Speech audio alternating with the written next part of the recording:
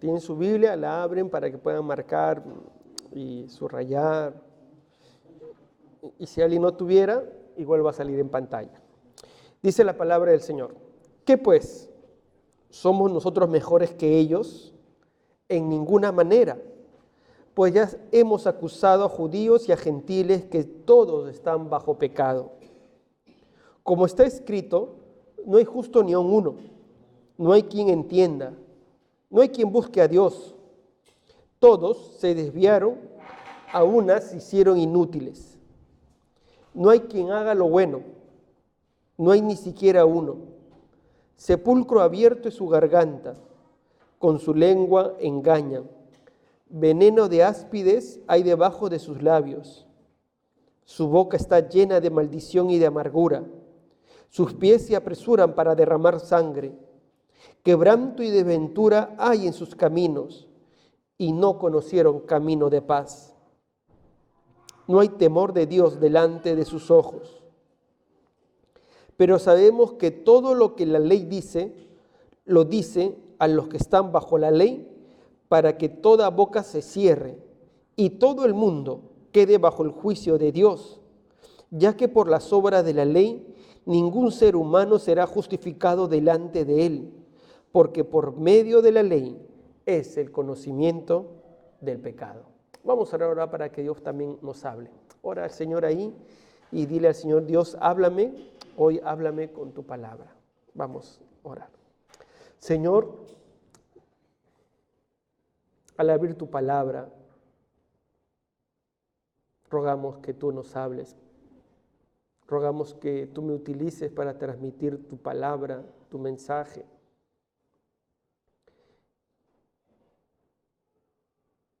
Son temas difíciles, Señor, pero que tu palabra nos habla, de lo cual tenemos que tratar.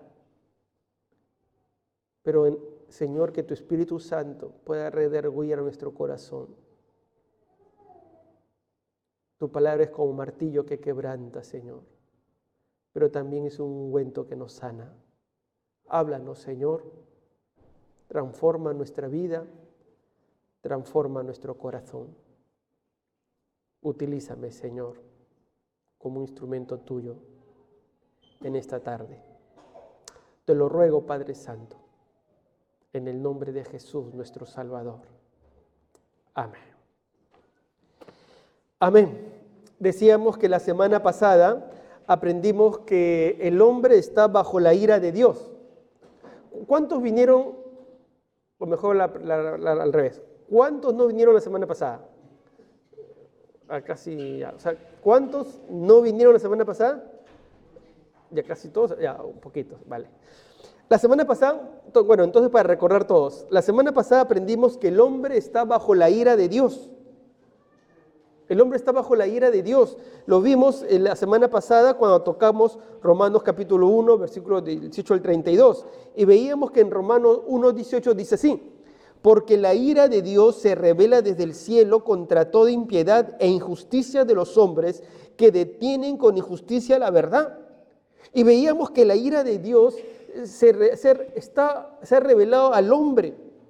Dios habla de su ira. Como Dios habla de su ira, tenemos que hablar de su ira. Y la ira de Dios es su respuesta ante el pecado. Hemos visto que Dios no tolera el pecado. Por tanto, ejerce su ira. Pero Dios ejerce su ira, su intolerancia al pecado, después de haber ejercitado su paciencia. Efectivamente, su paciencia. Dios tiene paciencia.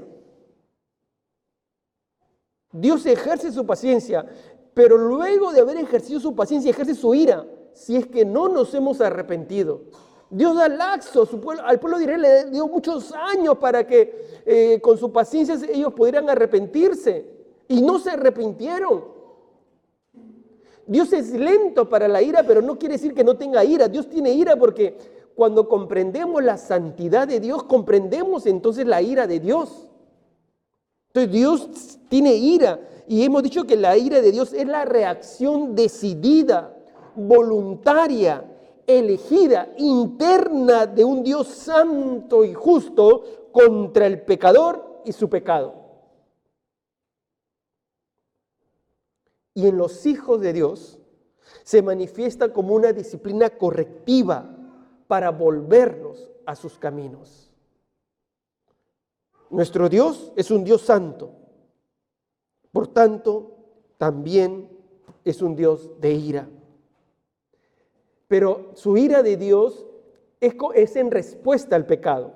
Por ejemplo, Dios es amor, su naturaleza es amor. Pero no podemos decir que su naturaleza es ira, no. La ira de Dios es respuesta al pecado. Dios es santo por naturaleza y ante el pecado responde con su ira santa. Amén. Amén. Esto vimos la semana pasada. Decíamos también Romanos 2:2, como el Señor decía en su palabra, mas sabemos que el juicio de Dios contra los que practican tales cosas es según verdad. Vimos la lista de pecados y vimos que la humanidad está bajo la ira de Dios y bajo el juicio de Dios. Va a llegar un día en que Dios va a condenar a la humanidad por sus pecados y transgresiones. Ahora, ¿por qué la humanidad está bajo la ira de Dios, bajo el juicio de Dios?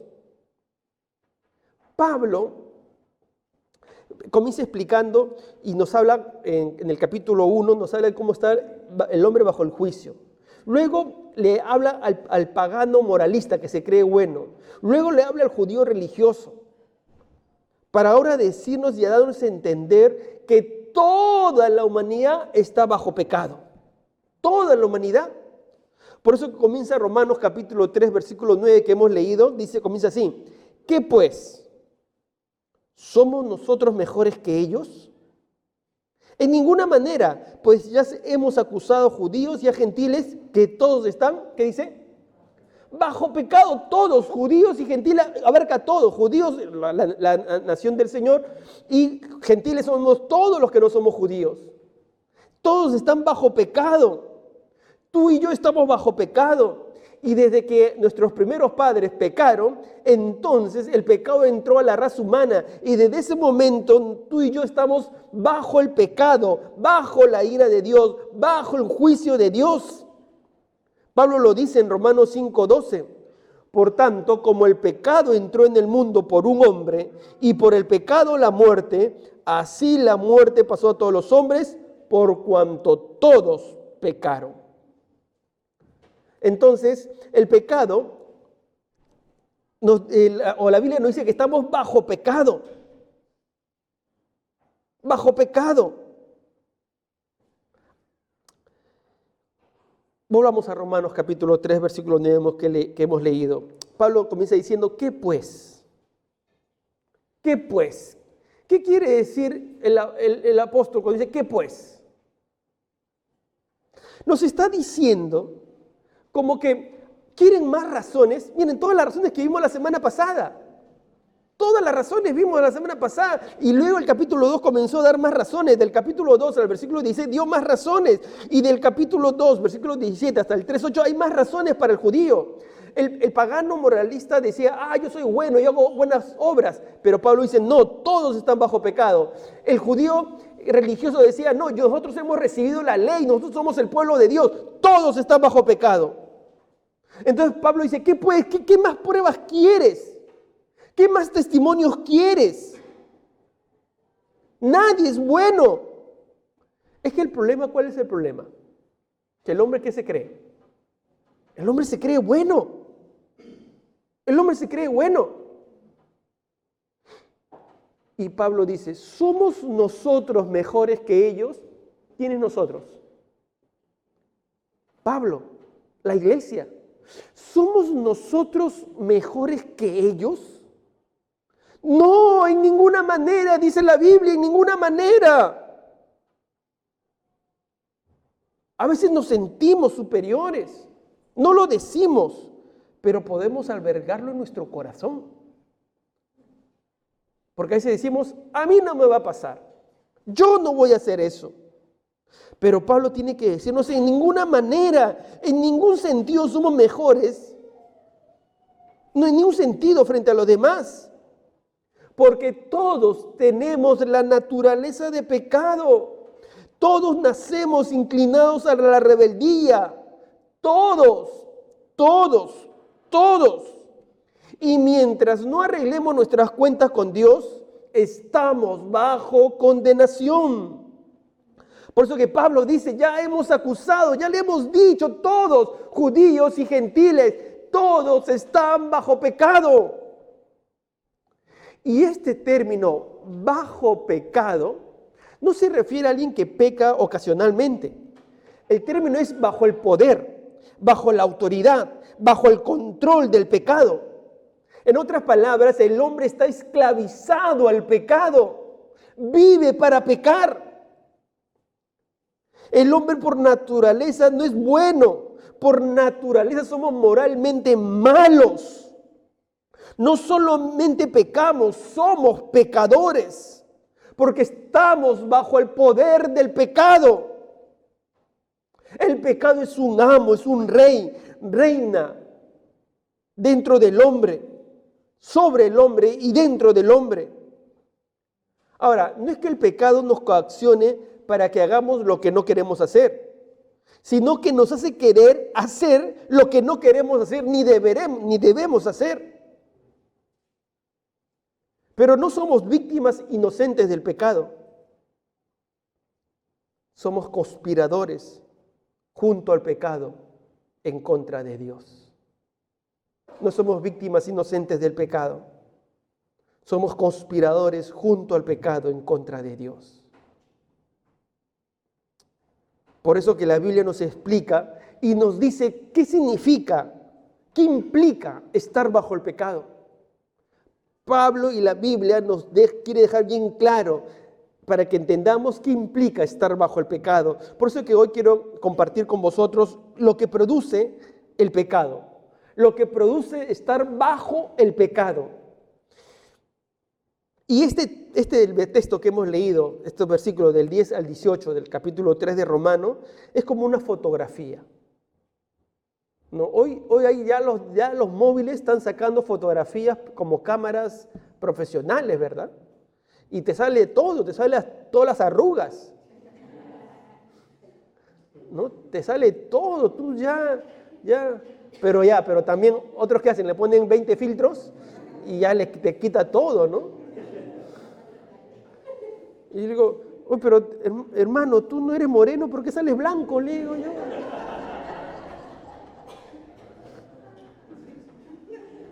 Es que con la cámara que tengo, todo se puede, me dice. Pero tú, bueno. Pero esta fotografía es tomada con la cámara de Dios. Dios nos da un retrato de lo que hay en el corazón del hombre. Y quiero ir adelantando. No es bonito. No es bonita esa fotografía. Ahora, no podemos echarle la culpa a la cámara de Dios. Porque la cámara de Dios revela lo que somos. Es lo que el hombre es. Es lo que tú y yo somos. No es bonito. Pero es el mejor cuadro y fotografía de lo que el pecado hace en nuestras vidas. Hay 13 acciones que habla este texto. Me he permitido agruparlos en 7. ¿Qué hace el pecado en nuestra vida? En primer lugar, el pecado nos hace personas malvadas. El pecado nos hace personas malvadas. Dice Romanos capítulo 3, versículo 10, como está escrito, no hay justo ni aun uno. Pablo dice, miren, Pablo se refirió al Antiguo Testamento para que quede bien claro. No hay justo ni aun uno, no hay excepciones. Todos somos personas malvadas. Pablo hace uso del Salmo 14:1, donde dice que no hay justo ni aun uno. Y esta palabra justo habla del carácter interno del hombre. Todos somos personas malvadas. No habla de sus acciones, habla de lo que hay interno en el corazón. Porque toda nuestra justicia, como diría el profeta Isaías, son como trapo de inmundicia delante de Dios. Porque la presencia del pecado infecta todas nuestras acciones. No hay justo ni aun uno, somos personas malvadas. Pero Enrique, en el Antiguo Testamento hay grandes siervos de Dios. Sí, pero todos eran pecadores. Todos pecaron. Dios no le ocultó sus pecados. eran pecadores y pecaron. El pecado nos hace personas malvadas. No hay justo ni aún uno, ni aún uno. El único justo, Jesucristo nuestro Señor. Amén. Segundo, el pecado nos hace ignorantes espirituales. Dice el versículo 11, la primera parte, no hay quien entienda, dice la palabra de Dios. Tomando el Salmo 53, verso 3, no hay quien entienda. El hombre por causa del pecado no tiene la capacidad innata para comprender plenamente la verdad de Dios. El hombre no puede comprender su estándar de justicia, de rectitud, de bondad, de santidad, de pureza. El hombre no lo puede comprender. Lo único que puede comprender es lo que vimos la semana pasada cuando dice Romanos 1:20 que Dios se revela por medio de la creación. Su eterno poder y deidad son apreciadas por la creación. El hombre no tiene excusa, pero eso es una revelación general. El hombre no puede comprender a Dios. Pablo lo dice en 1 Corintios 2:14 de esta manera. Dice, el hombre natural no percibe las cosas que son del Espíritu de Dios, porque para él, ¿qué son? Locura, y no las puede entender, porque se han de discernir espiritualmente. El hombre no puede entenderlas. El hombre es un ignorante espiritual. ¿Por qué? Porque estamos muertos en nuestros delitos y pecados, dice Efesios 2:1. Un muerto no puede entender, no está en la capacidad de obedecer ni servir a Dios. No puede, no comprende las cosas de Dios. Así es el hombre. No entiende las cosas espirituales. Por eso que las rechaza, aún las abomina. Tercero, el pecado nos hace personas rebeldes. Rebeldes. El versículo 11 del capítulo 3 dice la segunda parte. No hay quien busque a Dios. No hay quien entienda. No hay quien busque a Dios. No hay. No hay. Uno pudiera pensar que con tantas religiones en el mundo, los hombres estarían buscando a Dios, ¿verdad? Con tantas religiones en el mundo, los hombres estarían buscando a Dios con diligencia en sus vidas. Pero la palabra de Dios enseña lo contrario. Más bien los hombres construyen sistemas y religiones como intentos de escapar al Dios verdadero. Fabrican dioses falsos conforme a sus gustos, conforme a sus intereses personales. Pero ninguna religión se ajusta a lo establecido por Dios y su palabra. No queremos buscarle, sino queremos justificarnos.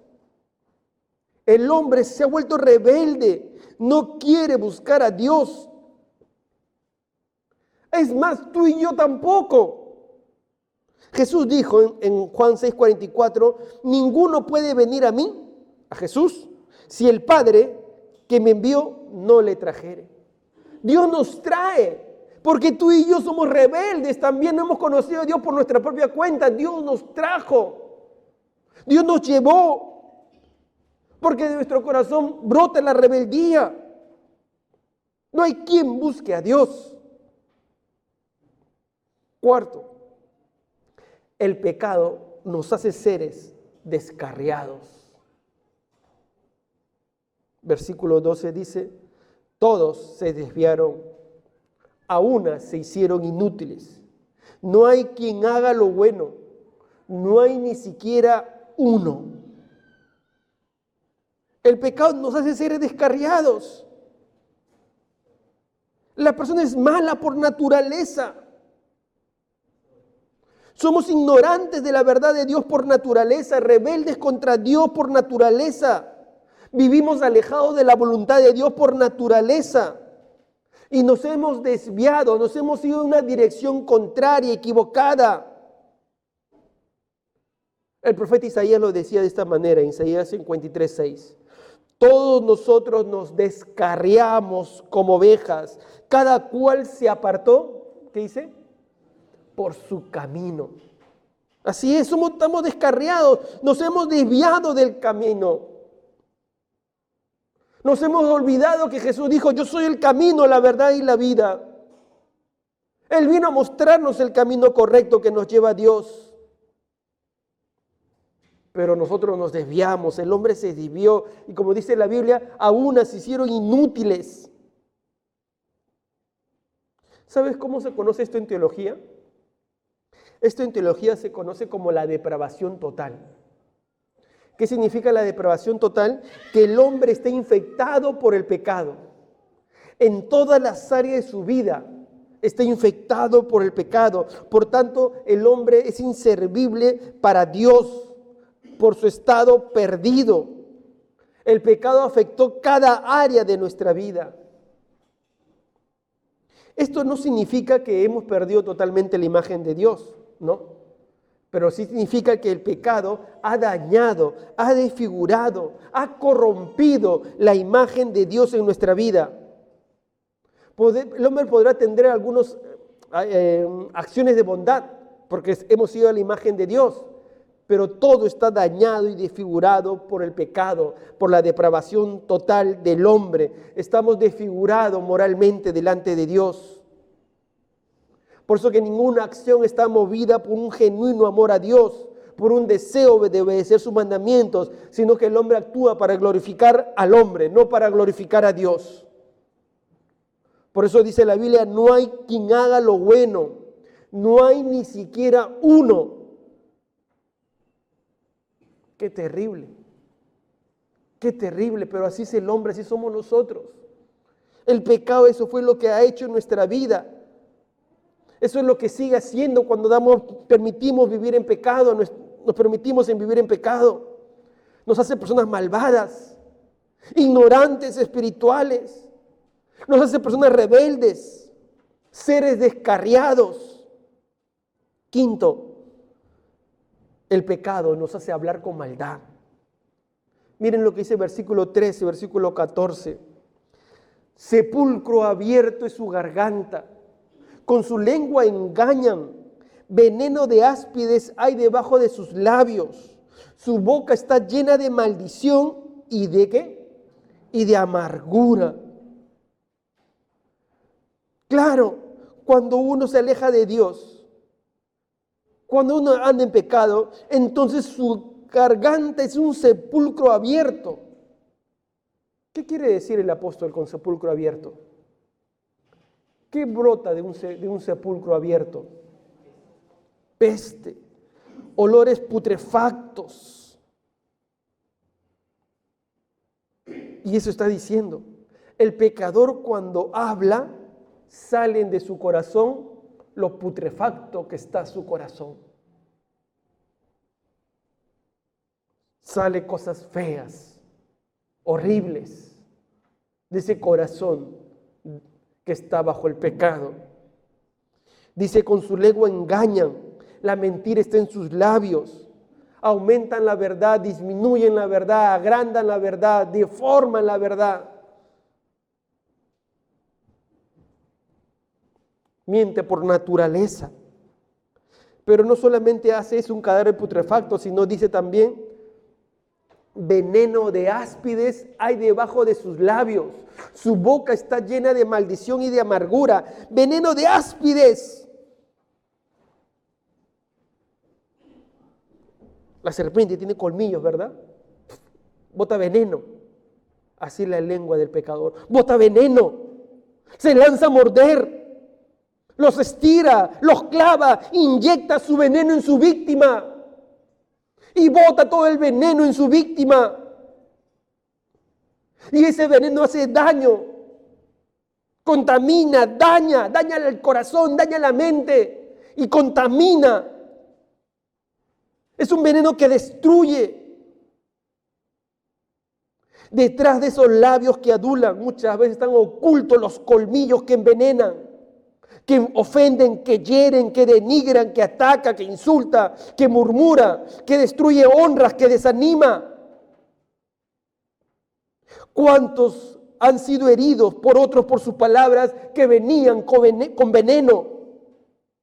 Porque esa boca con veneno está llena de maldición, llena de amargura. Ese corazón amargo que se deja guiar por la amargura y comienza a proferir maldición, comienza a lanzar veneno.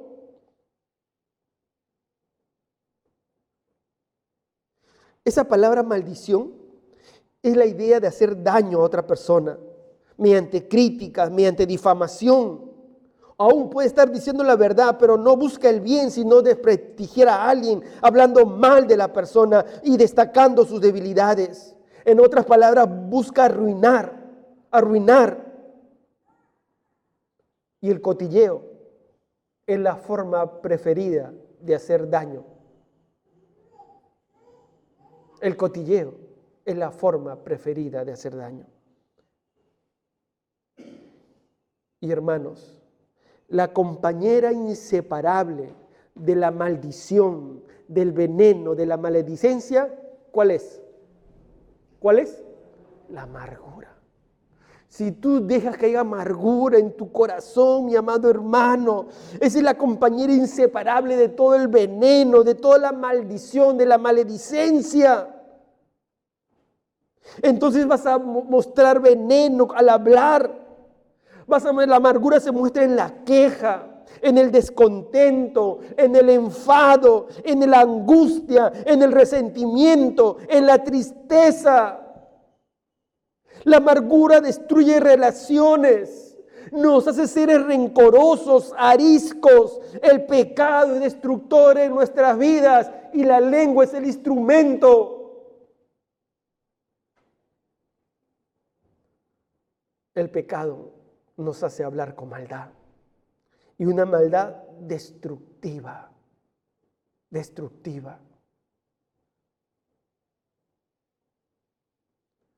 Os dije que la fotografía era terrible.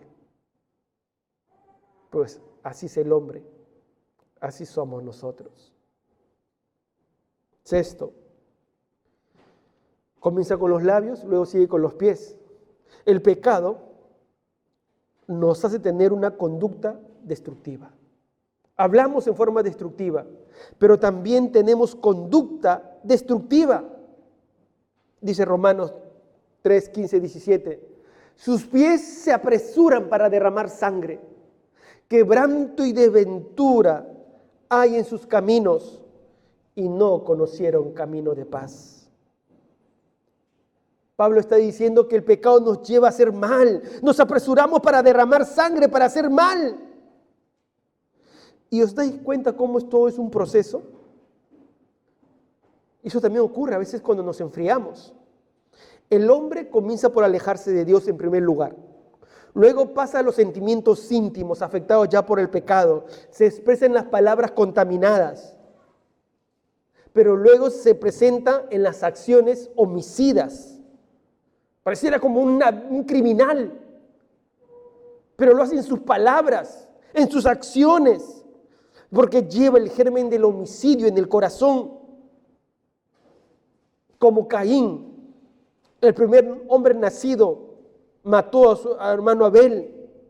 Desde el inicio de la humanidad tenemos ese germen homicida en el corazón. Por eso dice la Biblia, sus pies se apresuran para derramar sangre, para hacer maldad. Quebranto y desventura en sus caminos. Y dice, y no conocieron camino de paz. Claro, no pueden tener paz. La paz es la gran ausente en la vida del pecador. Le es desconocida. Nunca encontrará paz el pecador. Ya también lo dice el profeta, no hay paz, dijo Dios, para los impíos. Buscan la paz, pero no la encuentran. Ni la mejor playa, ni el mejor hotel, ni el mejor lugar van a encontrar la paz, porque ahí no está la verdadera paz. Eso produce el pecado. Y séptimo, el pecado nos hace seres irrespetuosos delante de Dios. Hemos dicho que el pecado nos hace personas malvadas, malvados, ignorantes espiritualmente, rebeldes por naturaleza. Nos hace ser descarriados, nos hace hablar con maldad. Tenemos conductas destructivas. Y séptimo, el pecado nos hace irrespetuosos delante de Dios. Dice el versículo 18, no hay temor de Dios delante de sus ojos. El hombre pecador no tiene respeto reverente a Dios. Y por eso el hombre ha caído en ruina total. No reconoce su soberanía, no reconoce su santidad, ni su justicia, ni su misericordia. La maldad se genera en el corazón del hombre y ofende a Dios, no le teme. El temor a Dios impulsa al hombre a apartarse del mal para seguir el bien. El temor a Dios nos lleva a arrepentirnos de nuestras malas acciones, pero si ese temor desaparece, ¿qué ocurre? La puerta de la maldad estará abierta de par en par. El hombre entrará en ella y cometerá toda clase de exceso, de abusos, de inmoralidades. Quien no respeta a Dios tampoco respeta a su prójimo. Y después nos preguntamos por qué tanta maldad en el mundo. Porque la maldad crece, crece y crece y crece. La razón es, hemos eliminado nuestro respeto a Dios. Esa es la fotografía del hombre, de lo que somos, de lo que hay en nuestra naturaleza, mi amado hermano. Eso hay en nuestra naturaleza. Eso hay en lo profundo de nuestro corazón. Eso hay. Y nadie puede decir yo no, porque no hay justo. No hay justo ni a uno. Tú y yo hemos sido corrompidos por el pecado. Tranquilos, todavía no.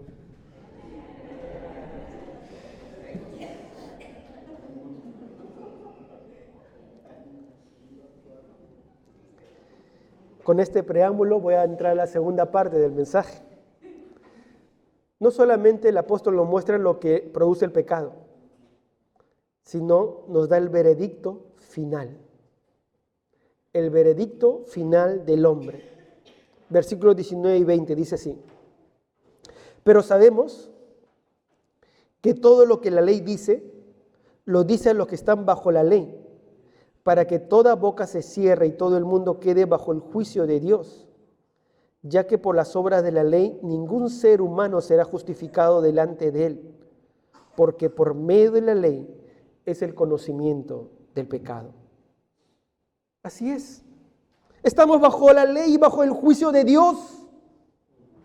La ley no fue dada para salvar. ¿Qué hace la ley? La ley de Dios nos muestra que somos pecadores. Por eso que Pablo dice, sabemos ¿por qué? Porque la ley escrita de Dios demuestra lo malo que es nuestro corazón. La ley escrita de Dios demuestra que somos pecadores. La ley muestra que no podemos cumplir los 10 mandamientos. La ley muestra que somos pecadores. Y es que la ley no fue dada para salvar. La ley fue dada para mostrarnos y mostrar a los hombres cuán pecadores somos. La ley es el agente que descubre el estado pecaminoso del hombre. La ley es como una lámpara que alumbra un cuarto y se puede ver cuán desordenado está y con cuánta impureza se encuentra. La ley nos muestra que no podemos obedecerla. Por eso que la ley es un instrumento de condenación. Porque al desobedecerla merecemos un castigo. La ley no es un instrumento de salvación. La ley no nos declara justos. La ley nos declara pecadores. La ley nos muestra nuestro estado pecaminoso. Eso hace la ley. Así que, ¿no hay esperanza para el hombre? Sí, la conocemos. Esa esperanza no está en la tierra, vino del cielo y se llama Jesucristo. Amén. El justo vino por los injustos. El justo vino a tomar nuestro lugar. El justo vino a morir por nuestros pecados. Esa es nuestra única esperanza. Eso es lo que salva. Porque nos damos cuenta que no podemos nosotros salvarnos por nosotros mismos. Pero el hombre, a pesar de ver el obrar de Dios, el hombre es ingrato. El hombre es rebelde. Así somos, ingratos, rebeldes. Brota de nuestro corazón la ingratitud. Brota de nuestro corazón la rebeldía. Quiero leerles una ilustración, una analogía de la ingratitud del hombre. Y esto es una analogía de hace muchos años que me he permitido escribirla y que ilustra la ingratitud del hombre. Dice así: Dios le dio al hombre un cerebro. Con ese cerebro, él aprendió a fundir hierro. Así aprendió a hacer cabeza de martillo. La cabeza del martillo está hecho de hierro. Y también llegó a hacer clavos. El hombre con el hierro hizo la cabeza de martillo y también llegó a hacer clavos. Dios en su bondad le hizo salir el sol. Luego hizo llover y le dio árboles a ese hombre. De ese árbol, Dios le dio fuerzas al hombre para cortar el árbol. Y Dios le dio inteligencia para que de la madera del árbol hiciese un mango para la cabeza del martillo. O sea, Dios le dio la inteligencia para cortar el árbol y para hacer un mango para la cabeza del martillo. Dios, queriendo visitar más cerca a ese hombre, fue a visitarlo y se encarnó. Y ese hombre tomó el árbol, lo cortó, le dio forma de cruz, tomó el martillo que había hecho, tomó los clavos y clavó a Dios. ¿Y tú sabes lo que hizo Dios? Extendió sus brazos y se dejó clavar. ¿Sabes qué ilustra este relato? El corazón de Dios y el corazón del hombre. La bondad de Dios, la capacidad de Dios para amar, para llamarnos al arrepentimiento, para llamar al hombre que se había alejado de Él. Y la ingratitud y rebelión de ese hombre, que habiendo escuchado desde la cruz el llamado para regresar a Dios, Padre, perdónalos porque no saben lo que hacen, su deseo preferido es clavar la evidencia de Dios, porque no quiere reverenciarlo, no quiere darle gracias, quiere vivir en rebeldía. Pero ¿sabes? Un día vendrá el juicio y todos aquellos que no se arrepintieron, que prefirieron vivir en rebeldía, serán condenados. Porque Dios llamará a juicio y ese juicio llegará. Por eso que mi amado hermano, hoy es el tiempo para arrepentirnos. Hoy es el tiempo para venir a los caminos del Señor, para que recibas su amor, para que su amor te encamine, para que su amor te perdone, para que su amor te salve, para que su amor te haga vivir en santidad.